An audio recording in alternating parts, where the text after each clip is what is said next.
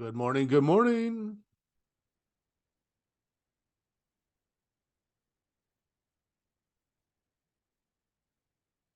Happy Tuesday, everybody. We're going to give it a minute or two. Make sure everybody gets their audio on and make sure everybody who's trying to get in gets in. Hope everyone enjoyed your long weekend. Good morning, Perry. Ready to get back to the grind.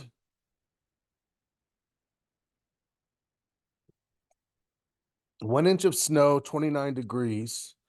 It's 4 degrees here right now. Finally, no new snow. I did end up with 6 heavy wet inches on Sunday after. So my wife and I spent a good while. The snowplow rail was just thick and deep and heavy. And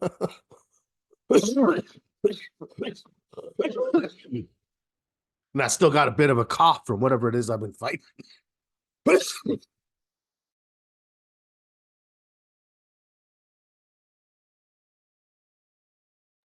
All right, let's get into it. Welcome to the Market Watch Group Weekly Opening Bell. I am Scott. I'll be your host. Here's our disclaimers. Education, illustration. We're not advisors. Agenda. Opening futures down, right? What's the news? What are we looking at on the economic calendar? How does it jive with our posture? Mindset for open trades. We talk about this. Not carrying a lot. Bob said, I'm carrying a little bit of a couple things, so I'm going to pick up a hedge. Great. Okay, right? I said, I might even snatch a piece of it for just a little bit of speculation to the downside. Our posture did drop. We have seen a little bit of softness in the market. Still bullish, right? Still bullish overall. But nothing here that isn't what we were expecting. We said that there may be some setups and triggers, or we may see some consolidation come. Yeah, so I look at the futures down and I think, okay, that's in line with expectations. Mindset for open trades. Well, obviously, there's a good chance, and who knows, by the time we even open, and individual stocks may hold up. But this may be the last piece you were looking for that says, you know what, I gave it a chance. I don't like how it's starting the week, and you're ready to shut anything down. If you're hedging or took a speculative put, no problem. You're in a good place. If you're waiting for new trades, this is just going to continue the potential and the possibility of trades that are setting up. Okay. And we'll move on to this week's trading plan section. We are on section 3 this week, talking about trading rules, right? Trading rules. Okay, let's get into it. Start with the futures. What's going on? Down. Goldman profit soars in the final quarter of turbulent year. Let's look at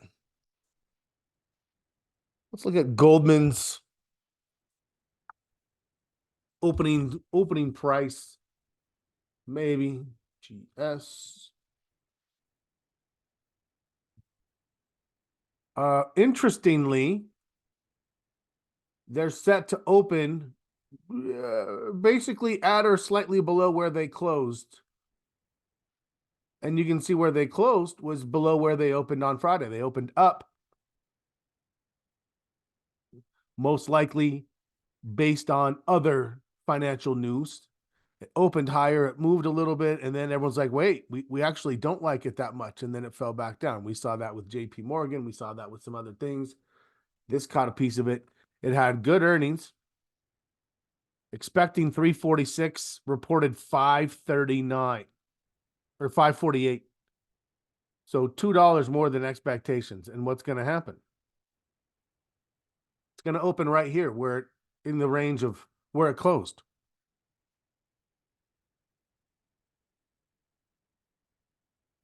So yeah, okay. A lot of expectations built into financials, and even as they have good information, the response is tepid. So, all right, that's part of what we're watching this next couple of weeks is what are the earnings? Meaning, are they exceeding expectations by how much and how often? What is the guidance? That's what most likely is being responded to, where they said, yeah, we smashed it this last quarter. But next year, we see a slowdown. We see a drop in revenue, whatever it is. That's the information that's more likely to be traded. So then we're also really taking and paying close attention to the market's reaction. Okay, what else? We're light on numbers today. Was it clear we were meeting today? I wasn't sure if I needed to send an additional email.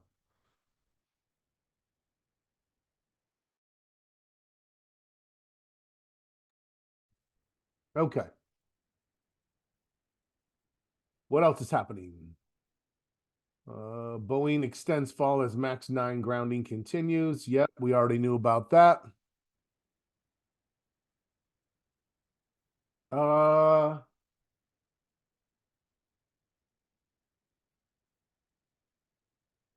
Yeah, that's about it. Really? I mean, there's not much by way of news.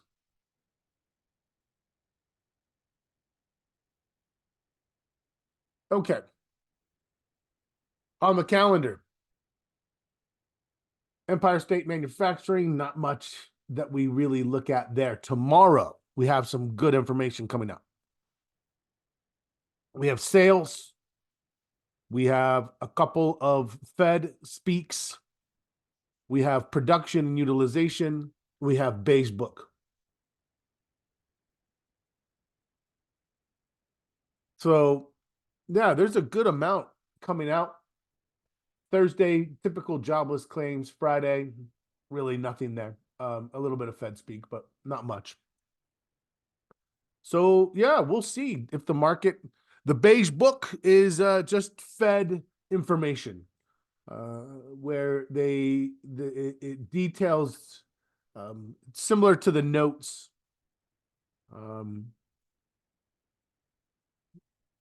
Ongoing Fed commentary. Okay, so if you missed Sunday, let's just review quickly what our posture was. So I dropped, and it actually was more than I expected, which means we've now dropped 2 weeks in a row, and it's a point and a quarter. So it's enough that we're like, okay, we'd like to see this stabilize. I'm a high enough number that I'm still willing to trade bullishly. But certainly I'm looking at this with a bit of trepidation.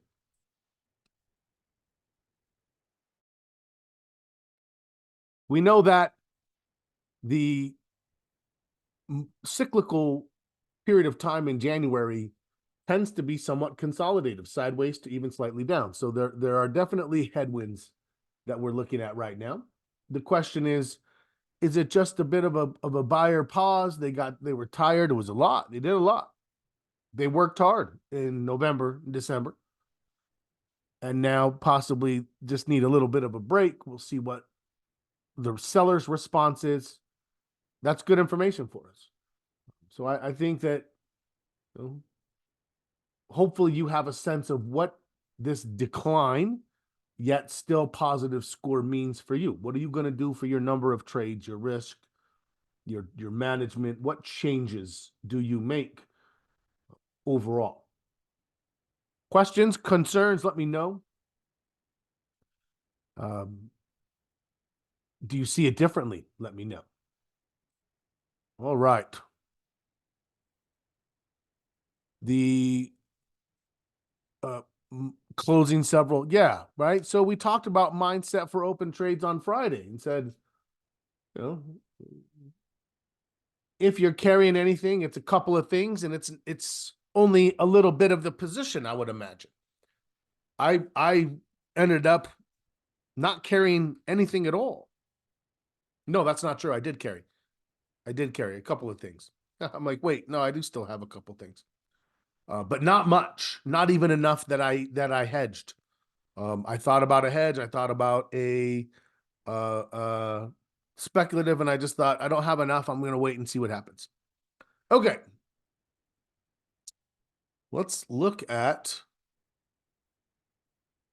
might add, healthcare. Yes. So healthcare is where we did press. We did a bit of searching in healthcare, added some healthcare. If you didn't see Sunday, go take a look at least at the last 10, 15 minutes. And we walked through the healthcare sector, grabbed a couple of, I think we got a biotech, maybe a pharmaceutical, devices, but definitely added a few because of increased strength from the healthcare sector. We saw that continue. So yes. All right. Let's just make sure there's nothing else in the news. Glad to be snowed in Nashville. Tell you what.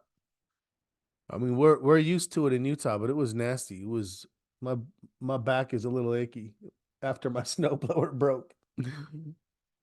Okay. Fed watch real quickly. Let's just keep an eye on our probabilities, because we know we had a shift back to where the market is more in favor, right? What this March 20 report, we were at, I believe it was even lower than 2-1 at one point. Right now we're about 2.5-1 in favor of a cut. 2.5-1 in favor of a 25 basis point cut. When we look at May 1st, then the odds are significantly in the favor that if for some reason we didn't get the first cut, we would get it then at almost 100% certainty. There's no probability it remains where it is now. And then we're looking at about the same 2.5-1 that we get a second in a row. So nothing January, 25 basis points March 20th, 25 more basis points May 1st. Okay. For me, it doesn't even really make sense. There's the opening bell. It doesn't even really make sense to look at the June 12 because so much can change. I mean, I would imagine that it indicates a third is on the deck, and you can see it does. That's here. Yeah, the market's pricing in rates coming back down unless we start to see, and I don't even think the data. We already made that mistake of saying, oh, well, if it's at 3 point, if it comes in at higher than 3.2, the market's not going to like it. And the market actually took it just fine. It didn't love it, but it didn't also cause much of a sell-off. The Fed said that doesn't change our opinion. So as of right now, unless we hear the Fed say something differently, I don't think any one number is going to be like, oh, no, now the Fed's going to. I think that unless the Fed gives comments that makes the market think, oh, they might not. This is what we're expecting. All right, let's go look at the opening range. Okay, so it opened pretty flat and then it's starting to move up. Let's see how the SPY opens down about 0.28. So marginally down, not much at all.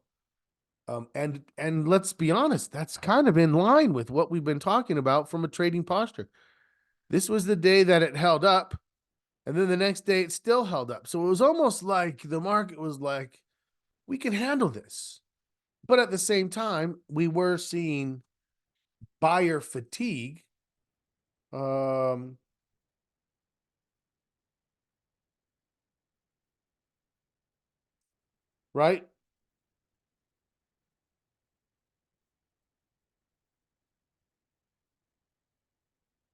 We were definitely seeing that buyer fatigue, saying there's a very good chance we see the selling cycle next. The stochastics was pinching. Now we see it rolling over. We had a hanging man, just kind of not much of a pattern there, really, almost a mini hanging man, not quite. It wasn't quite a doji. And then today we're rolling over. Okay. Yeah, great.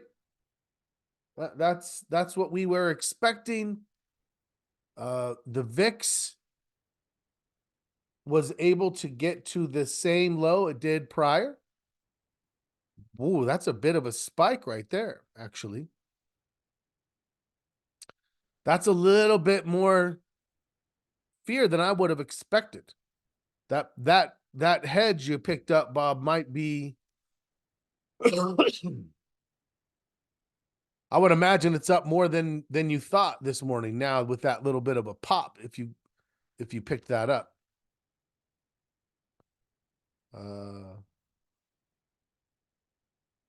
Okay. But we haven't taken out the highs. And here's the thing. This is what's crazy.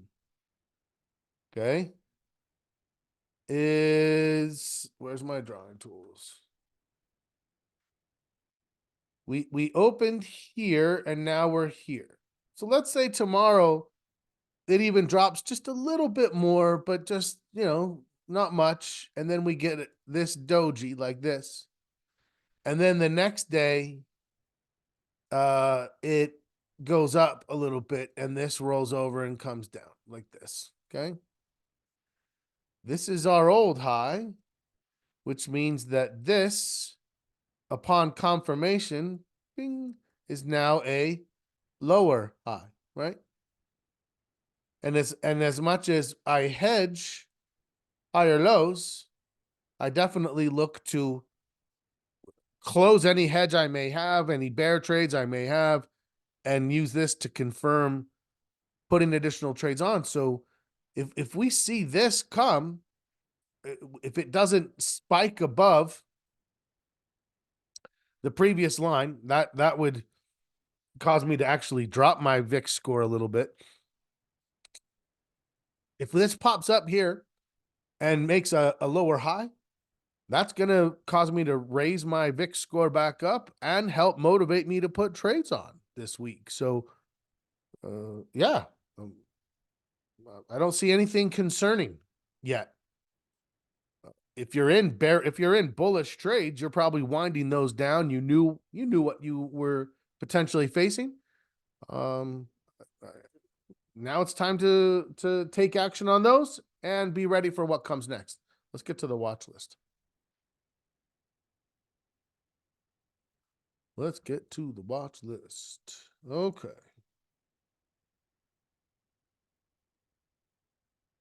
So Agilent, that's new. That's a healthcare. Sitting on top of its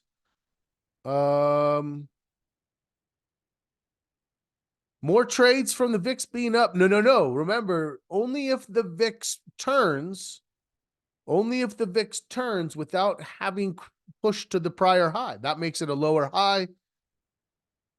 That's definitely gonna be something that I would interpret bullishly. For now, though, concern. The VIX is up. We said, oh, that's up even more than we thought. What are we seeing in the market? This is down. down, but not breaking support, holding at the 50, holding at prior support levels. Still viable. Apple. I'm not surprised that Apple is not doing much. Remember, for me, Apple hasn't done enough to think about buying it yet. Would I consider if it from here made a higher low?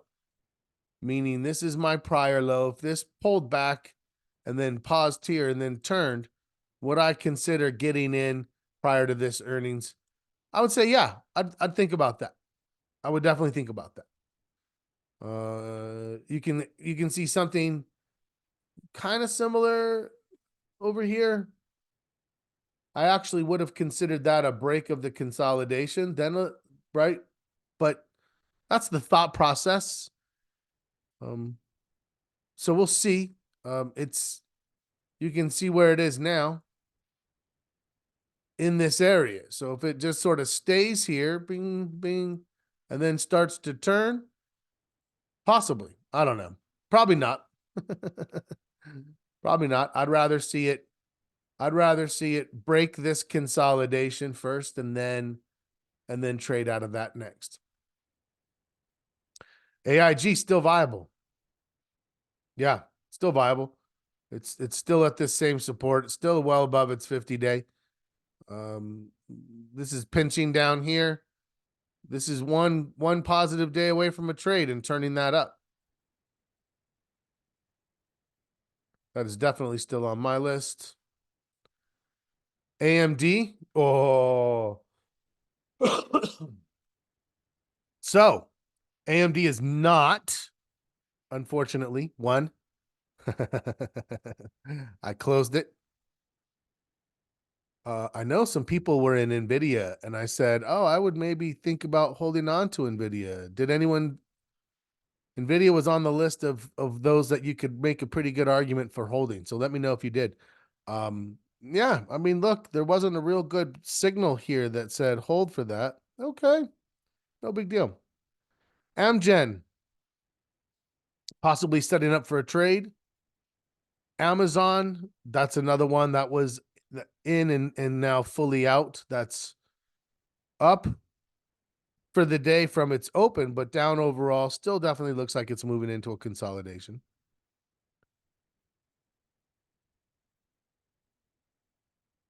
AMD, no, AMD is up today. AMD looks nice and strong. AXP still consolidating, still viable. That's one I'm still looking at. Boeing still in a free fall. All that right there, just giving it all back. Giving it all back.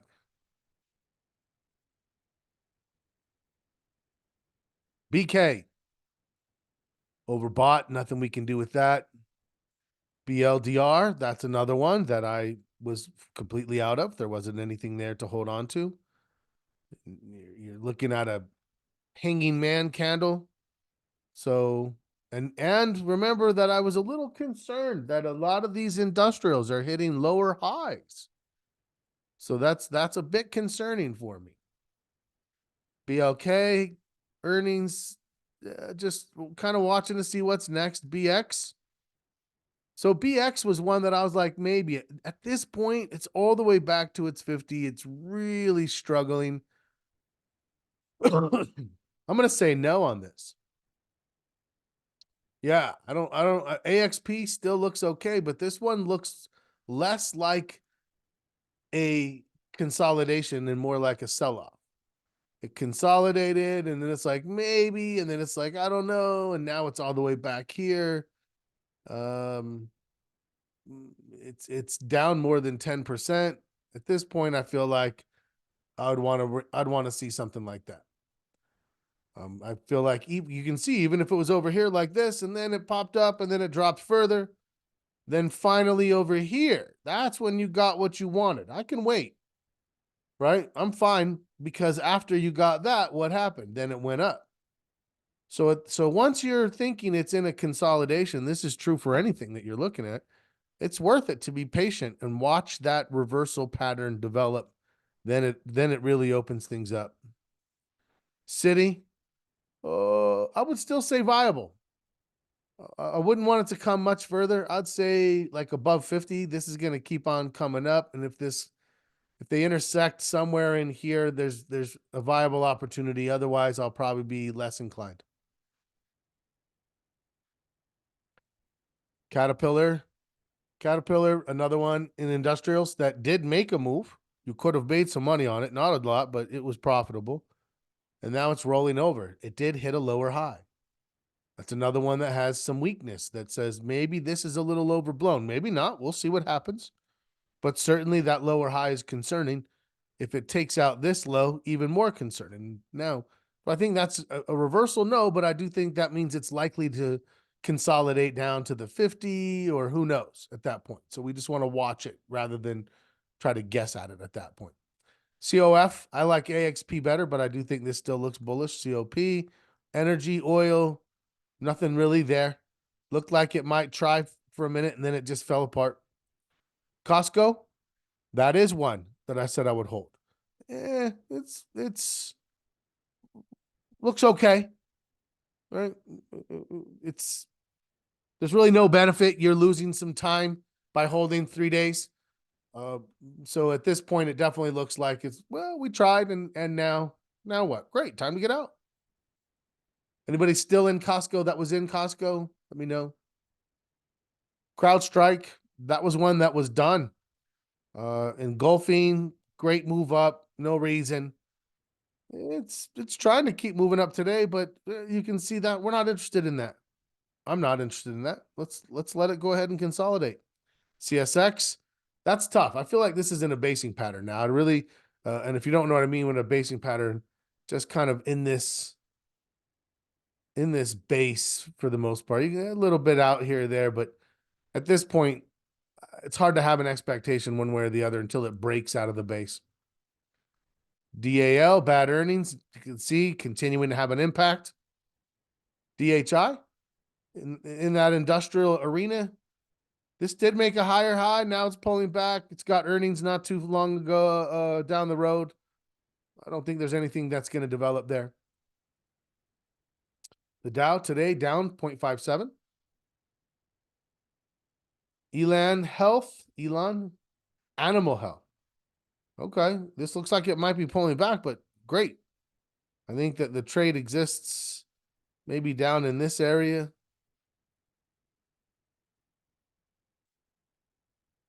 This one's new, if anyone was looking. Fastenal gave a signal, gave a trade. Not much left. You've got earnings and another one that failed to get to the prior level. If you're in that, I would definitely be concerned about those earnings coming up here tomorrow.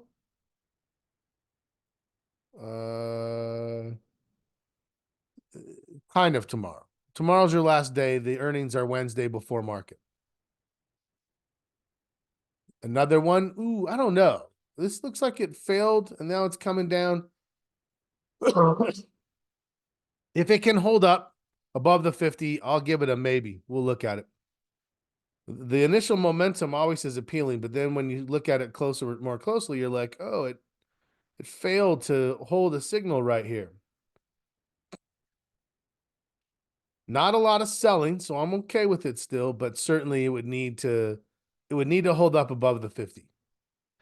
GE made a great move. Obviously, that move came to an end. It's pulling back. I don't think there's going to be time for another trade before earnings, but maybe. Gold kind of meandering around. Google, that was one that was done for. For me, you can see it's still kind of lingering up there at the resistance level. Goldman, fabulous earnings, down a little bit. Still looks like a viable setup. Home Depot is one also closed. That one is up a little bit today. All right.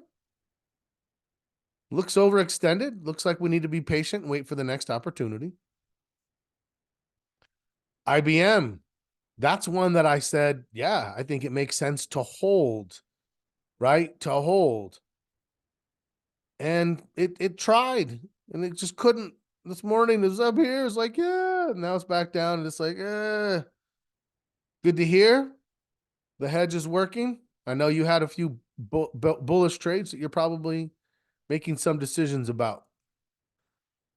ICE failed and is just kind of meandering, but it hasn't, the sellers still haven't done much. I'm still looking at it. Intel failed, pulling back, same thing. Sellers haven't taken control, still looking at it. IWM, really would like to see IWM hold above the 50.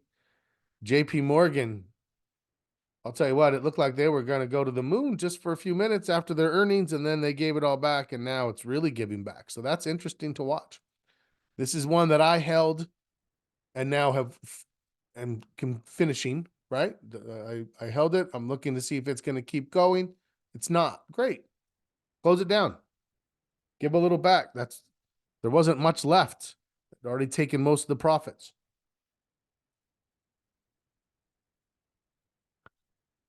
Let me ask this. Did anybody hold one where you're like, I'm really glad I held because it's still going, I'm going to keep holding it?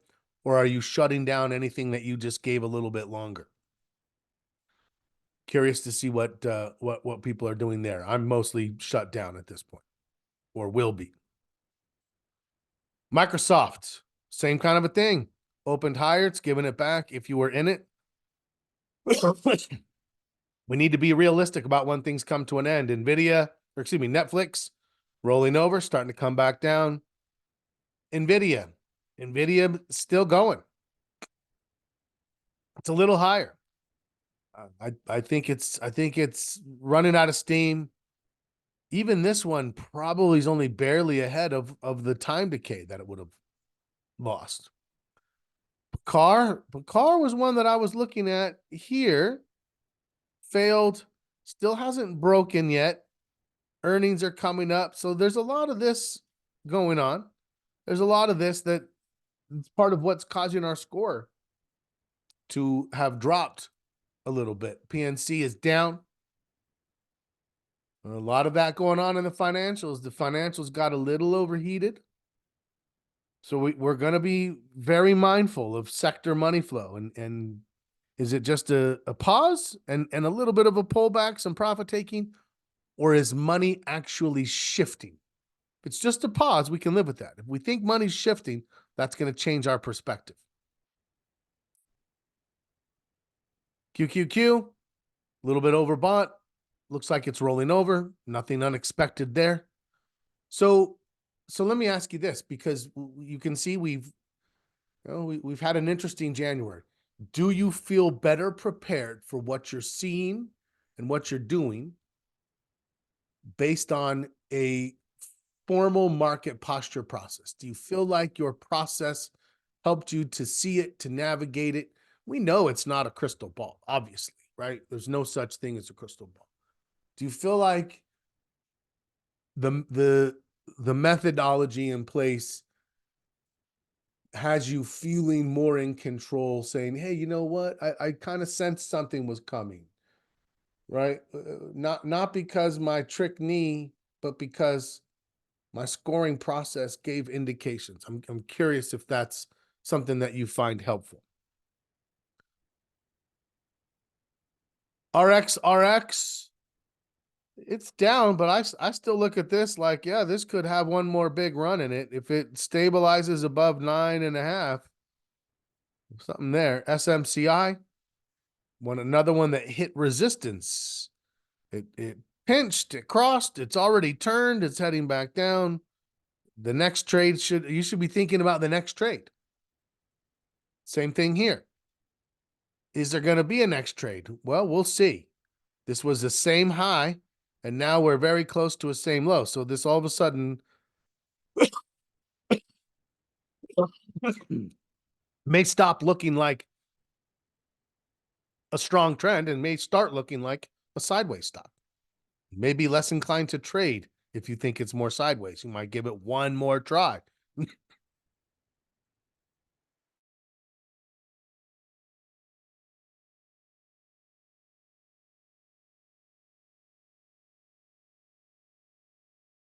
Okay. Let's see. SPY, yeah, it's turned into a little bit of sellers today now. So Bob said his hedge is continuing to do better, right? So the hedge is doing its job, which means there should be easier to not be panicking about what's going on with any bullish trades, allowing you to make the decisions you need to make. That's the beauty of the hedge. If you had taken the hedge and the whole market was higher, it would be quick and easy to say, you know what? I'm gonna take the hedge off, ride these remaining trades for a couple of days, and then I'm done. Um, and then it's a minimal loss that's overcome by the gains experienced by the underlying trades that you carried. That's the hedge. We're not just buying hedges and sitting on it and sitting on it, and then like, oh man. Remember that one of your jobs is to test anything you hedged, all of your hedges cumulatively from last year. Were you profitable on your hedges? That's the objective. I'm willing to be break even on my hedges if I have a profitable year. That's fine too. Best case scenario, you make money on your hedges and you make money in the market, and it's just an extra product in your trading business. So, catching up after taking a week for business and pleasure. It is hard, right? It's hard. There'll be times where I would go, a lot of times around Thanksgiving, I'd go to San Diego for like 6 years straight for either one kid or the other, or both, in a big soccer tournament in San Diego. And we'd always stay and go to Disneyland afterwards. And so I knew that I was going into that, like, I can only do so much on my phone in lines, right? I'm restricted. So I agree. It's lesson learned.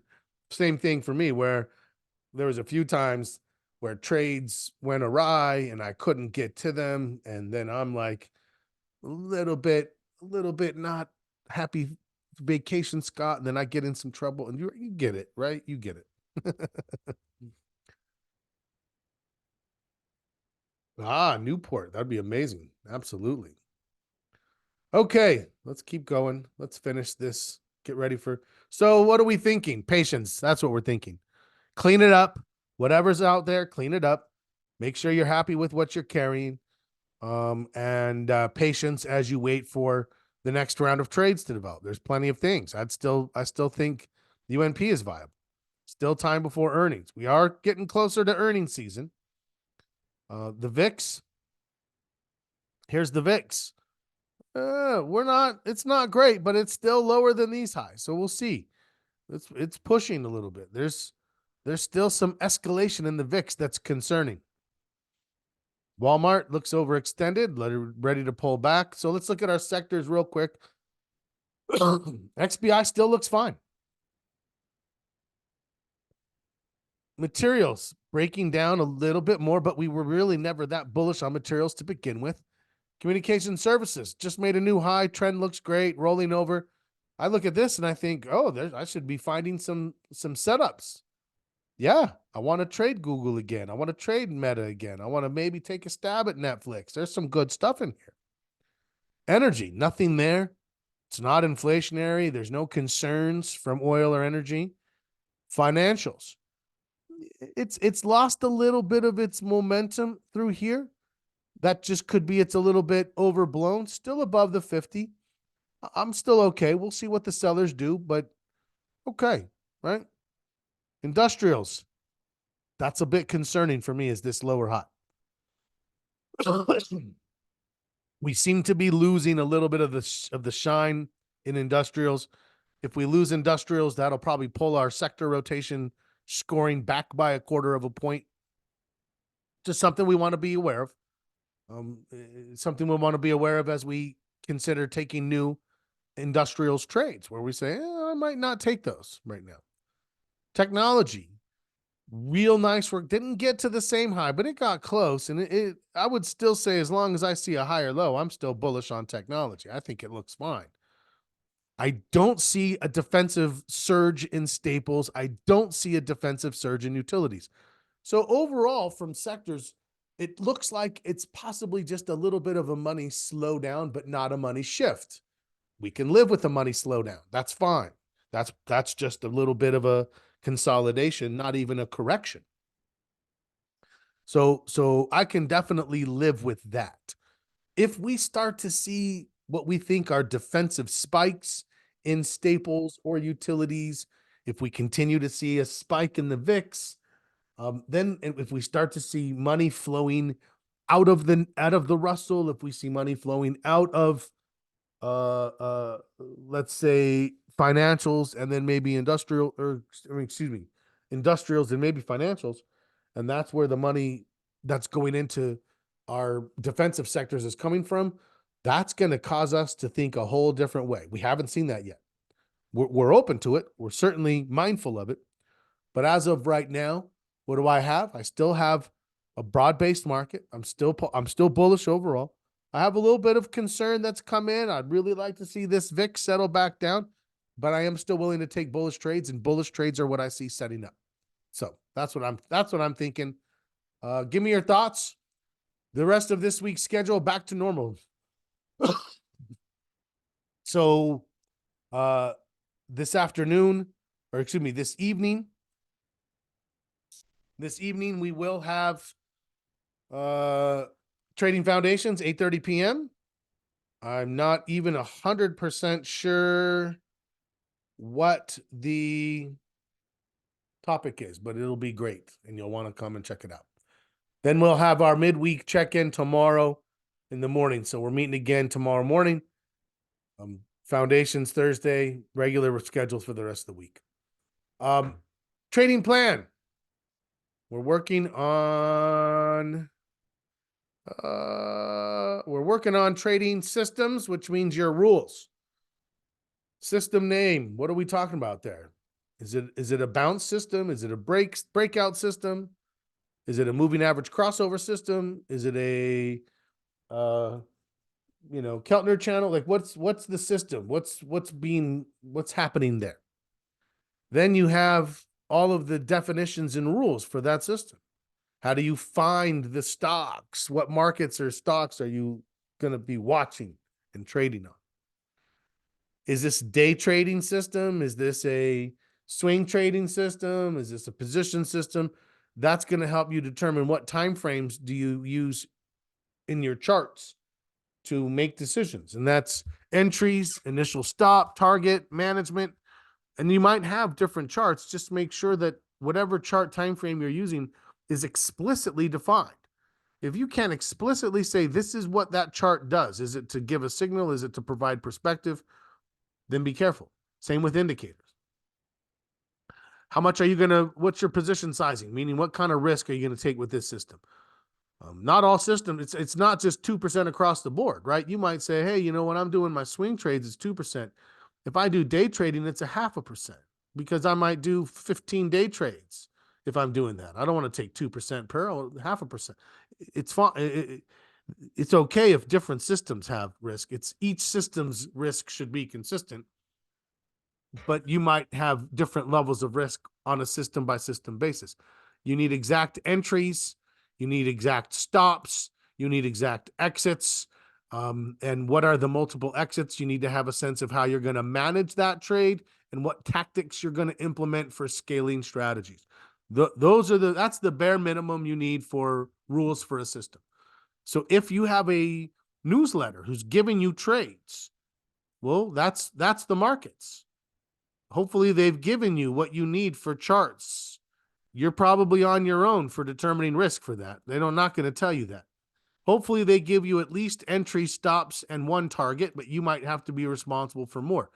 And you're probably going to be responsible for your management and your tactics. A lot of times they don't really give timely updates. They just sort of give you the signal and you're on your own. So if you are taking trades from any newsletters or advisories, make sure that you take this through the ringer so that you're recognizing what are you responsible for when those signals come. That's section 3. The video's there if you want to go watch the video, and we talk about, there's videos for the trading rules from the Trading Foundations class. All right.